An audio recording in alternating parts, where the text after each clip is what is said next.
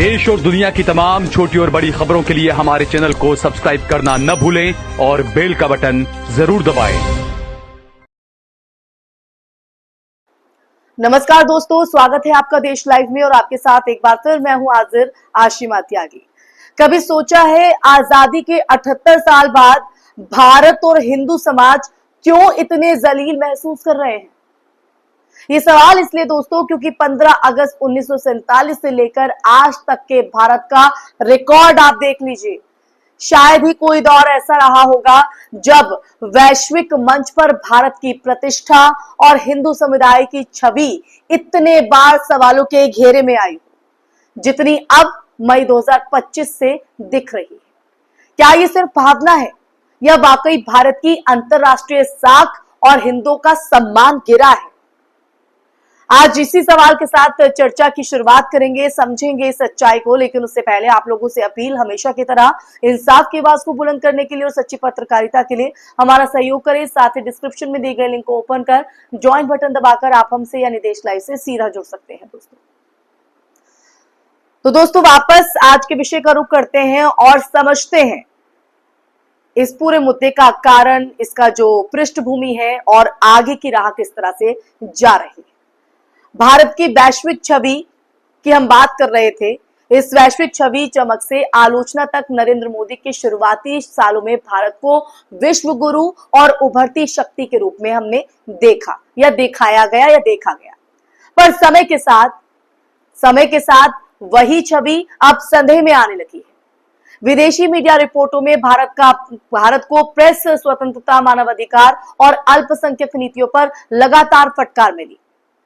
ले Monday, BBC, the guardian जैसे मंचों पर सवाल उठे कि क्या भारत लोकतंत्र से अधिनायकवाद की ओर जा रहा है?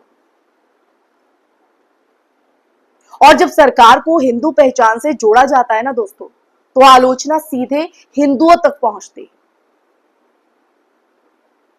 यानी सरकार की नीतियों का भार आज पूरी एक समुदाय की प्रतिष्ठा ढो रही। क्यों ढोए? क्या गलती है उनकी?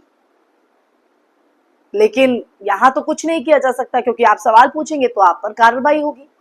हिंदू और अपमान का नया दौर, इस पर बात करते हैं। मोदी राज में हिंदू पहचान राजनीति का केंद्र बनी। हिंदू राष्ट्र, सनातन गौरव जैसे नारों ने गर्व भी दिया, पर उसी अनुपात में आलोचना भी खड़ी हुई। विदेशी मंचों पर हिंदू समुदाय को बहुसंख्यक प्रभुत्व वाला कहकर निशाना बनाया जाने लगा। सवाल उठने लगे। सोशल मीडिया पर हिंदू फंडामेंटलिस्ट जैसे शब्द जो है वो सामान्य हो गए। ये वही देश है, वही देश जो दुनिया को सहिष्णुता सिखाता था, अब हेट पॉलिटिक्स का उदाहरण बताया जा रहा है। समझ रहे हैं आप? नतीजा जो गर्व था अब गली में बदल रहा है। यहां विरोध सिर्फ मोदी या बीजेपी का नहीं है दोस्तों, बल्कि अगर देखा जाए तो हिंदू पहचान का विरोध बन चुका है, जिससे सामान्य हिंदू भी अपमानित महसूस करता है। मैं खुद एक हिंदू, और वाकई जब इस तरह से सवाल उठते हैं तो अपमानित तो महसूस होता ही। मई 2025 की अगर हम बात करें तो मई 2025 नया मोड़ क्यों माना जा रहा है? इस सवाल का जवाब आप सुनिए। मई 2025 से वैश्विक आलोचना का सिलसिला जो है वो तेज हुआ, इसमें इजाफा देखा गया। कई अंतरराष्ट्रीय रिपोर्टों में भारत को घटते लोकतंत्र की सूची में रखा गया। रॉयटर्स की रिपोर्ट में यह कहा गया कि ट्रंप और मोदी की मुलाकात में अल्पसंख्यक अधिकारों पर चर्चा ही नहीं हुई। यानी मुद्दे से बचने की रणनीति।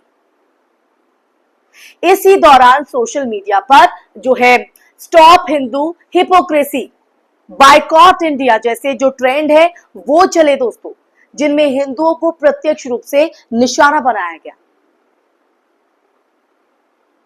पहली बार भारत की आलोचना केवल सरकार तक सीमित नहीं रही, हिंदू शब्द ही विवाद का विषय बन गया।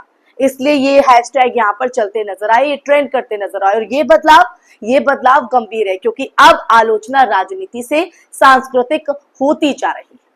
और जब ये दौर शुरू हो जाए, तब ये स्थिति अगर देखी जाए तो ये कहीं ना कहीं चर्चा का और चिंता का दोनों का विषय हो जाती है। अब इसके पीछे वजह क्या है, आपके जहन में ये चल रहा होगा। तो पहला पॉइंट तो ये कि सरकार ने धर्म आधारित राष्ट्रीयता को बढ़ावा दिया। जब धर्म राजनीति का चेहरा बनता है तो वैश्विक प्रतिक्रिया भी वैसे ही होती है। दूसरा, सोशल मीडिया ने हर घटना को धर्म विरुद्ध कोण से पेश करना शुरू किया। इसी एंगल से पेश हुआ। छोटी सी हिंसा भी आप देख लीजिए, अंतरराष्ट्रीय एजेंडा बन जाती है। तीसरा, भारत की आंतरिक असमानताएं और अल्पसंख्यकों के साथ जो टकराव है ना, वो अब खुलकर अंतरराष्ट्रीय विमर्श का हिस्सा है। चौथा पॉइंट, विदेश नीति का कमजोर नैरेटिव। कमजोर इसलिए क्योंकि सरकार जहां मित्रता के नाम पर ट्रंप या इजराइल जैसे नेतृत्वों से नजदीकियां बढ़ा रही है, वहीं वैश्विक समाज इसे धर्म आधारित राजनीति मान रहा है। पांचवा पॉइंट है भारतीय मीडिया की गिरती साख। जब घर में ही असहमति कुचली जाती है तो दुनिया सवाल जरूर उठाती है, जरूर, और उठाएगी भी, क्यों नहीं, उठेगा भी सवाल, क्यों नहीं। अब ऐसे में सवाल यह भी है कि क्या ये सचमुच सबसे ज्यादा जलील होने का दौर है। दोस्तों, इतिहास गवाह है कि आपातकाल में लोकतंत्र की आलोचना हुई। 2002 में भी छवि को चोट पहुंची, पर आज का फर्क है गति और पहुंच का। अब अपमान एक देश में नहीं, पूरे विश्व में लाइव स्ट्रीम होता है। एक ट्वीट, एक वीडियो और पूरा जो नैरेटिव है वो बदल जाता है, पूरा नैरेटिव। इसलिए मैंने गति और पहुंच की बात की। इसलिए ये दौर सबसे ज्यादा जलील इसलिए लगता है क्योंकि अब हर आलोचना तुरंत वैश्विक हो जाती है। हर बहस हिंदू बनाम अन्य में तब्दील हो जाता है। क्यों ये बहस ऐसे तब्दील हो जाती है? क्या ये चिंता का विषय नहीं है? क्या इस ओर सरकार का ध्यान नहीं है? अब ऐसे में सवाल यह है कि क्या जिम्मेदार सिर्फ सरकार है? तो ऐसा नहीं कहा जा सकता। नहीं, समाज भी है, और समाज में हम और आप रहते हैं। जब हम अंधभक्ति में आलोचना को देश विरोधी मान लेते हैं ना, तब दुनिया हमें असहिष्णु मानने लगती है। जब भीड़ खुद को धर्म रक्षक कहकर हिंसा करती है तो उसका असर सिर्फ राजनीति पर नहीं, हिंदू छवि पर भी पड़ता है दोस्तों, हिंदू छवि पर भी। इसलिए आलोचना का विषय बन जाता है। मोदी सरकार ने इस छवि को संभालने के बजाय अक्सर उसे वोट बैंक के लिए भुनाया है, अपने फायदे के लिए, अपने हित के लिए।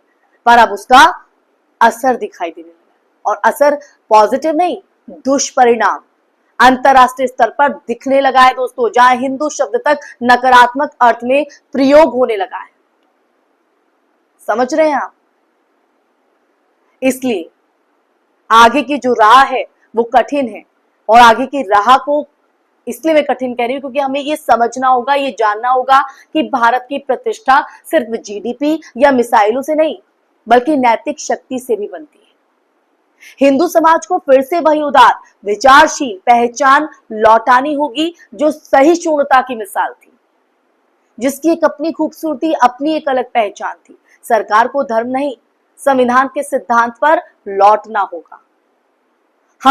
हमें अपने अंदर की असुरक्षा राजनीति को छोड़ना होगा, तभी अपमान का ये जो दौर है दोस्तों, जो हम पहुंच देख रहे हैं, जिस तरह से तेजी से ये गति बढ़ती जा रही है, ये दौर समाप्त होगा। तो आखिर में आज की इस चर्चा में सवाल यही कि तो क्या सच में भारत और हिंदू आज सबसे ज्यादा जलील हुए हैं? शायद, क्योंकि आज अपमान सिर्फ बाहर से नहीं, भीतर से भी आ रहा है।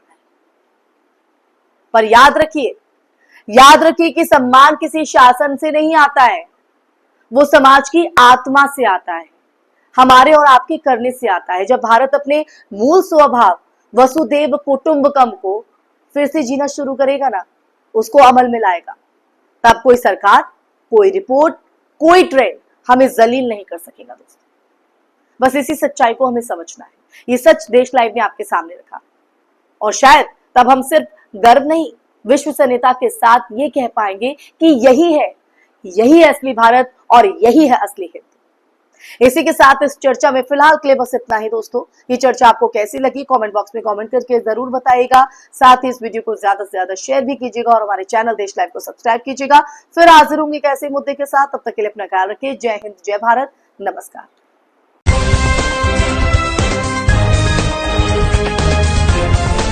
देश और दुनिया की तमाम छोटी और बड़ी खबरों के लिए हमारे चैनल को सब्सक्राइब करना न भूलें और बेल का बटन जरूर दबाएं।